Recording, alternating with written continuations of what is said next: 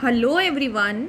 So students, in our previous session we were doing economics chapter 4 globalization and the Indian economy. And over there in the last session we were discussing the topic of interlinking production across the countries. The last topic from that particular topic was left out. Let's continue with that today now students. Now, first of all, we are going to discuss about how the MNCs and the local producers they are interacting with each other. ठीक है, तो over here you will see in this slide the first point that I have attached is that is how the MNCs and local producers they are interacting by setting up partnership with the local companies. उन्होंने क्या किया, हमारे country के अंदर जितने भी local companies हैं उनके साथ में क्या कर लिया, in partnership they are working with those local companies. Secondly they use the local companies for the supplies. For the supplies means whatever है, जैसे कि एमएनसी को प्रोडक्शन करना है तो उस प्रोडक्शन करने के लिए उनको जो रॉ मटेरियल चाहिए वो रॉ मटेरियल कहाँ से ले सकते हैं. They can take that raw material from those local companies. अपना जो प्रोडक्शन किया वो किसको सप्लाई करते हैं, that can be further supplied to the local company. उसको फर्दर प्रोसेस करके वो लोकल कंपनी क्या कर सकता है, that can be sold off in the market. And thirdly by closely competing with the local companies or buying them up. closely competing local companies से या फिर उनको क्या कर ले, even buying those local companies. तो over here MNCs are doing what? MNCs are exerting a strong influence on the production at their distinct locations. तो इससे क्या हो गया, what is the result of this? The production in these widely dispersed location it is getting interlinked. इस वजह से क्या हो गया, there is the interlinking of the production process amongst the different countries. Now the next topic that we are going to discuss today is foreign trade and integration of the market. ठीक है, देखो foreign trade यहाँ पे क्या करता है, foreign trade it's creates an opportunity for the producer to reach beyond the domestic market. To reach beyond the domestic market से मेरा मीनिंग क्या है कि हमारा जैसे इंडिया है, हम इंडिया में प्रोड्यूस कर रहे हैं गुड्स, इंडिया में सेल कर रहे हैं गुड्स को. ठीक है, प्रोडक्शन भी कर लिया और यहीं पे हम क्या कर रहे हैं, गुड्स को सेल भी कर रहे हैं. फॉरेन ट्रेड हमें किस चीज़ में हेल्प करता है कि हम इंडिया के मार्केट के साथ साथ में, इंडिया के मार्केट को तो मैंने यहाँ पे क्या बोल दिया, डोमेस्टिक मार्केट. इंडिया के मार्केट के साथ साथ में हम क्या कर सकते हैं, we can even capture the market of different countries.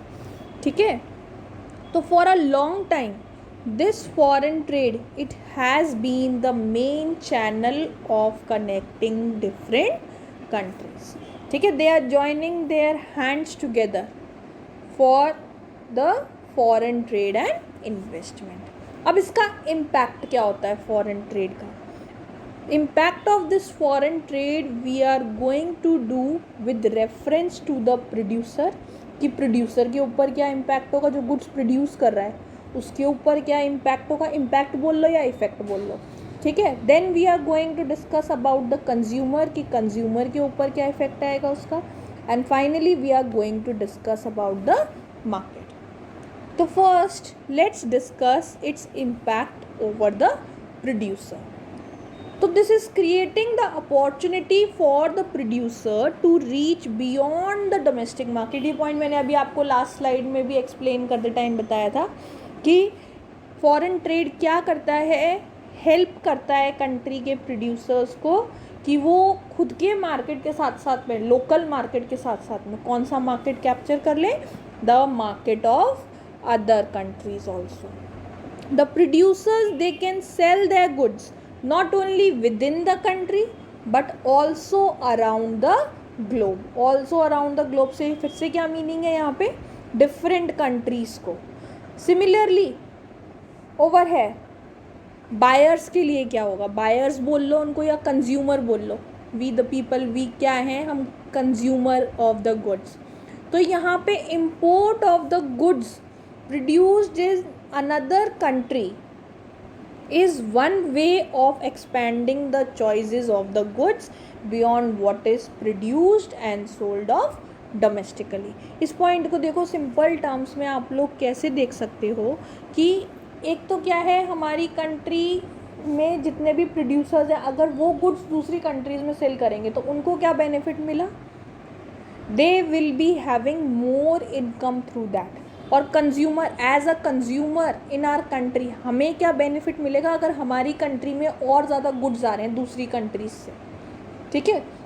दूसरी कंट्रीज से अगर हमने परचेज किए गुड्स, दूसरी कंट्री से हमारे मार्केट में आ गए और मार्केट से हमने क्या किया, we are purchasing those goods, तो उससे हमें क्या बेनिफिट मिलेगा, the benefit that we will be getting is we will be having the wide choice of the goods available, हमारे पास ज़्यादा ऑप्शंस अवेलेबल होंगे मार्केट में। और इन टर्म्स ऑफ मार्केट क्या इफेक्ट होता है, इम्पैक्ट होता है इसका, there will be increased competition in the market among the local as well as the foreign companies, they'll be competing with each other over here। local companies और foreign companies क्या करेंगे, they will be competing with each other। तो this foreign trade it results in connecting the market or the integration of the market in the different countries।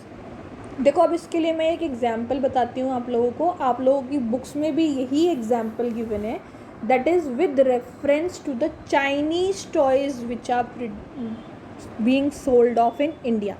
In your books you will see this example on page number 60, it's given over there in detail। अब इसको simple terms में ऐसे देख लो कि जब सिर्फ India में toys produce हो रहे थे, इंडियन मार्केट में कौन से टॉयज़ थे, which were produced in India only, तो उनके जो प्राइजेस थे वो प्राइजेस क्या थे, दोज वर हाई, ज़्यादा प्राइस होता था।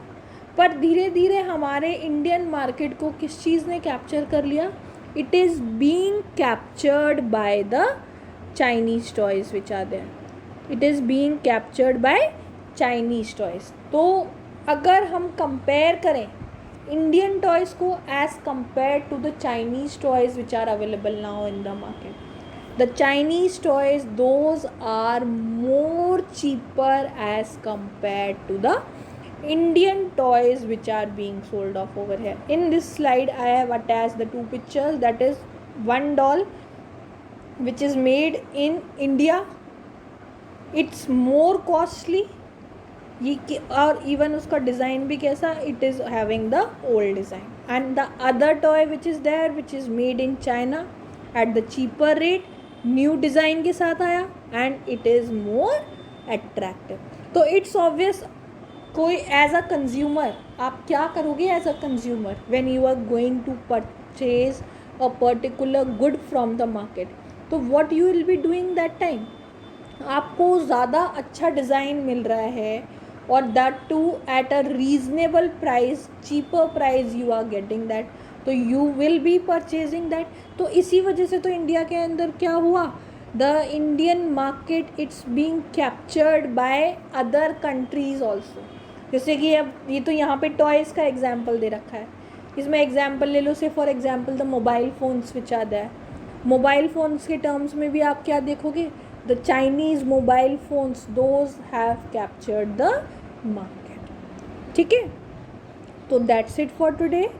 Today we have discussed in detail about the impact of the foreign trade, that is we had done foreign trade and the integration of the market, and under that we have discussed its impact on producer, then we have discussed its impact on a consumer, and finally we have discussed the impact of it in the market। ठीक है, so that's it for today। In our next session we are going to start up with the topic of globalization। So thank you class।